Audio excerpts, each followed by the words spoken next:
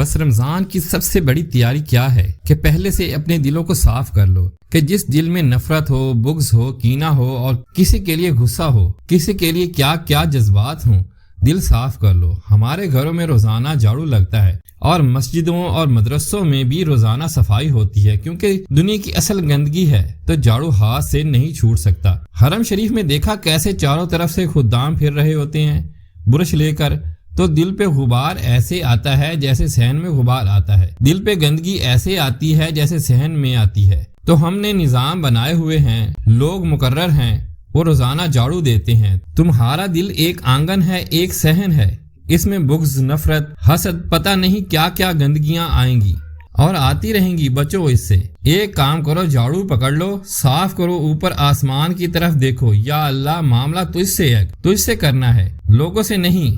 کسی نے برا کہا، کسی نے غیبت کی، کسی نے گالی دی، کسی نے دھکا دیا، کسی نے حق مارا، کسی نے کچھ کیا، یا اللہ تیرے سپرد میں نے اپنے دل کو سب سے صاف کیا۔ یہ اتنی بڑی عبادت ہے کہ بڑے بڑے نفلوں والے، تہجد والے، حج و عمرہ والے، روزہ رکھنے والے تمہیں نہیں پکڑ سکیں گے، کیونکہ اس کا کرنے والا دنیا میں کوئی نہیں ہے۔ نفل پڑھنے والے تو بے شمار ہیں، عمرہ کرنے والے بے شمار ہیں، علماء ہیں بے شمار، حاجی ہیں بے شمار، سخاوت کرنے والے بے شمار ہیں، لیکن اس ٹکڑے کو صاف کرنے والا لاکھوں میں ایک بھی نہیں ہے۔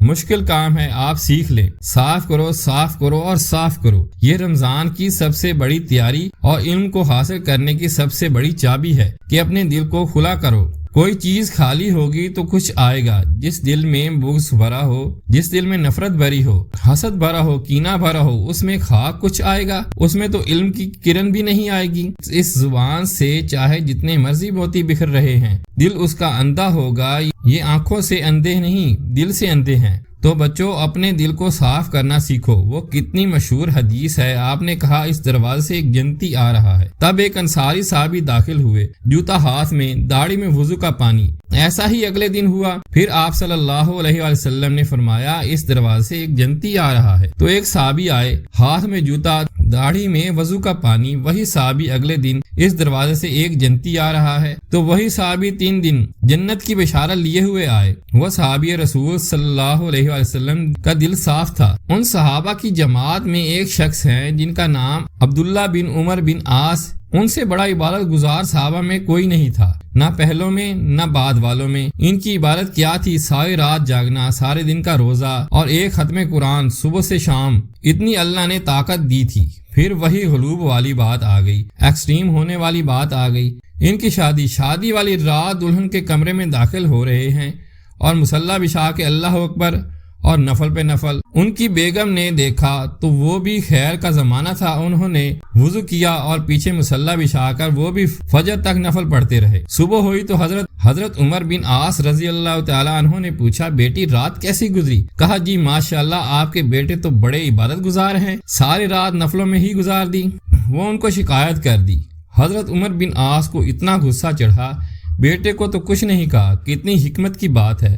سیدھے گئے اللہ کے نبی کے پاس، یا رسول اللہ یہ عبداللہ دیکھیں کیسا نادان ہے، اس کی شادی کی ساری رات نفل پڑھتا رہا۔ تو آپ نے حضرت عبداللہ بن عمر کو بلا کر ڈانٹا کہ تو نے مہینے میں 3 دن روزے رکھنے ہیں، بس اس سے زیادہ نہیں رکھنے، اور ہفتے میں ایک قرآن ختم کرنا ہے۔ کہا یا رسول اللہ میرے اندر طاقت زیادہ ہے۔ پھر اچھا 15 دن روزے رکھنے ہیں؟ کہنے لگا میرے اندر طاقت زیادہ ہے۔ آپ اس کو تھوڑا تھوڑا کر کے گھٹاتے رہے اور وہ ہر بار یہی کہتا رہا یا رسول اللہ میرے اندر طاقت زیادہ ہے۔ تو آخر میں آپ نے کہا چلو صوم داؤدی پہ آ جاؤ، 1 دن روزہ رکھو، 1 دن افطار کرو اور 3 دن سے پہلے قرآن ختم نہیں کرنا۔ تو اس محفل میں حضرت عبداللہ بن عمر بن عاص بیٹھے تھے۔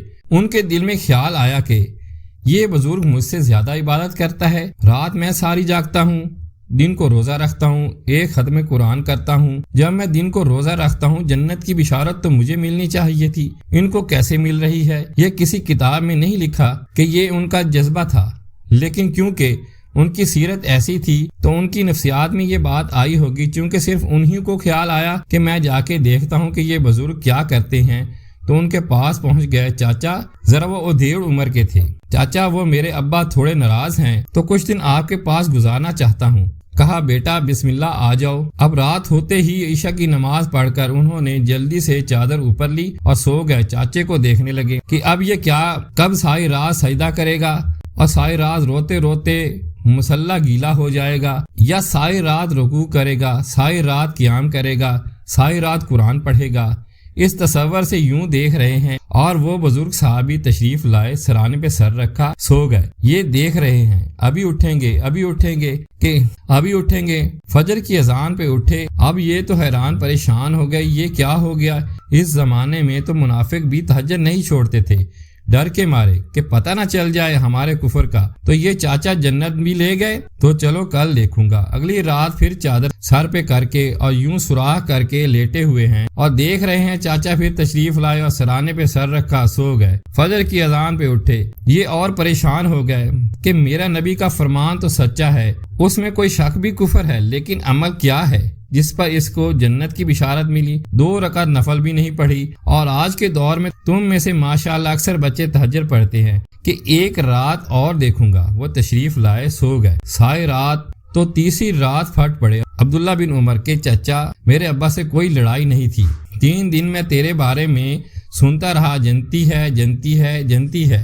میں دیکھنے آیا تھا کہ آپ کیا کرتے ہیں، آپ تو کچھ بھی نہیں کرتے، ساری رات سوتے رہتے ہیں، اب کیا کرتے ہو؟ کہا بیٹا یہی ہے جو تم نے دیکھا۔ اب ان کو سمجھ میں نہیں آ رہا تھا کہ یہ جوڑ کیسے بٹھاؤں، ادھر جنت کی بشارت، ادھر ساری رات سوتا رہا، ادھر ساری رات کھراٹے، اب یہ اس میں جوڑ کیسے بٹھاؤں؟ نبی کی بات تو غلط ہو نہیں سکتی۔ تو اب وہ نہ ایسے بڑے بے دل ہو کر واپس مڑے، پتہ نہیں کیا چکر ہوگا۔ جب وہ دروازے تک پہنچے تو کہنے لگے بیٹا ادھر آنا۔ واپس آئے، کہا میں تمہیں اصل راز کی بات بتاتا ہوں کہ کیا ہے۔ تو یہاں ہاتھ رکھا، کہا یہ جو دل ہے نا، اس میں کسی انسان کی نفرت نہیں، اور جب اللہ کسی کو رزق دیتا ہے، عزت دیتا ہے، مجھے کبھی حسد نہیں ہوا، مجھے خوشی ہوتی ہے۔ تو عبداللہ بن عمر کا کہنا تھا ہاں یہ بات ہے، یہی ہے۔ پھر کہنے لگے کہ چچا پھر یہ میرے بس کا نہیں ہے، کون کرے گا؟ یہ اتنے بڑے آدمی ہو کر کہہ رہے ہیں کہ میرے بس کا نہیں ہے۔ تو بچوں، جنتی بننا ہے اور علم اللہ سے لینا ہے تو دل صاف کر دو، سب کی نفرت سے،